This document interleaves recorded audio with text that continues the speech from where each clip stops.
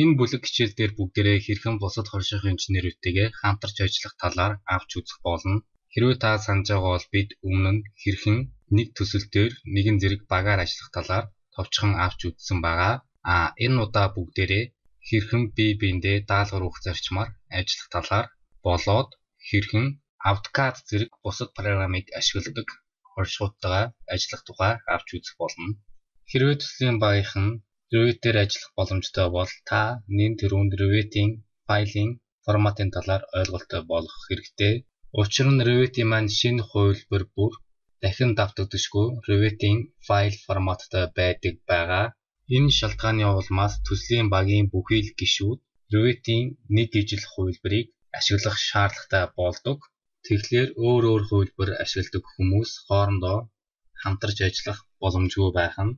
Хэрвээ та Revit-ийн сүүлийн хувилбарыг ашиглаж байгаа бол өмнөх хувилбарууд дээр хийсэн төслийг хялбархан нээх боломжтой байгаа.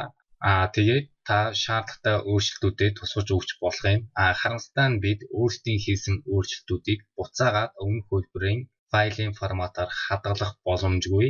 Ингэснээр та өөрийн хийсэн даалгаврыг өмнөх хувилбар дээр ажилладаг хорших инженертэй өгөх боломжгүй болох юм.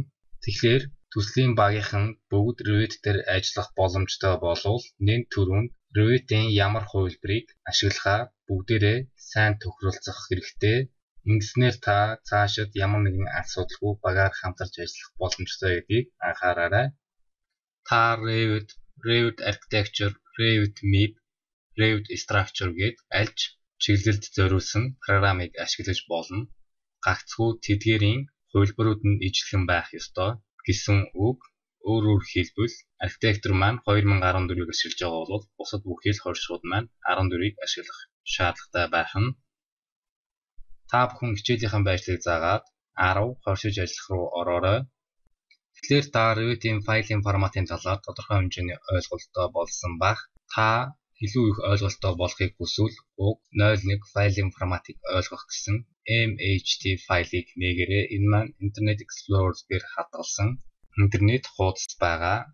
Эсвэл та уг файлын форматыг ойлгох гэсэн текст файлыг нээгээд уг хаягийг хуулж аваад өөрийн ашигладаг интернет браузер дээр замын зааж өгснөөр дэлгэрэнгүй мэдээллийг авах боломжтой байгаа.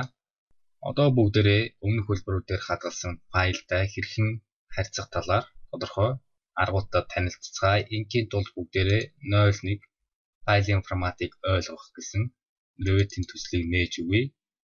Ингээд бидэнд Project Upgrade гэсэн харилцах цонх харагдаж байна. Өөрөөр хэлбэл Revit маань өмнөх хувилбар дээр хадгалагдсан төслийг шинэ хувилбар руу хөрвүүлж байна гэсэн үг. Энэ нь таны апгрейд хийж буй төслийн хэмжээнээс хамаарат өөр хугацааг зарцуулах магадлалтай байгаа.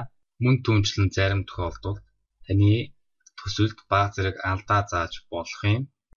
Энэ тохиолдолд ямар нэгэн алдаа заалгүй амжилттай хөрвүүллээ.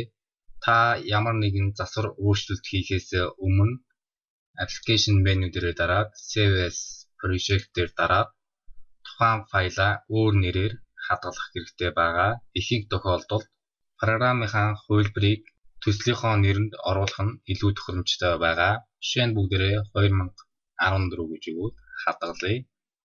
Ингэснээр бид өмнөх хувилбар дээр хадгалсан төслөө өөрчлөлт эрсдлээс хамгаалагдлаа.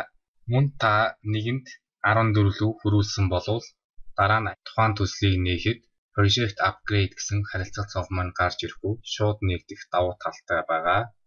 Магадгүй та өмнөх хувилбар дээр хадгалсан төслөө устгах талаар бодож болох юм.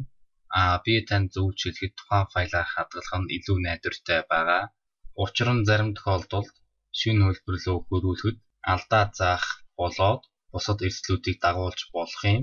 Мөн түүнчлэн таны өмнөх хувилбар дээр хадгалсан төсөлд тодорхой хэмжээний өөрчлөлт орлоо гэхэд шаардлагатай өөрчлөлтөд тусгаж өгөхийн тулд бусад хорших инженерүүдтэйгээ дахин хамтарч ажиллах шаардлага гарна.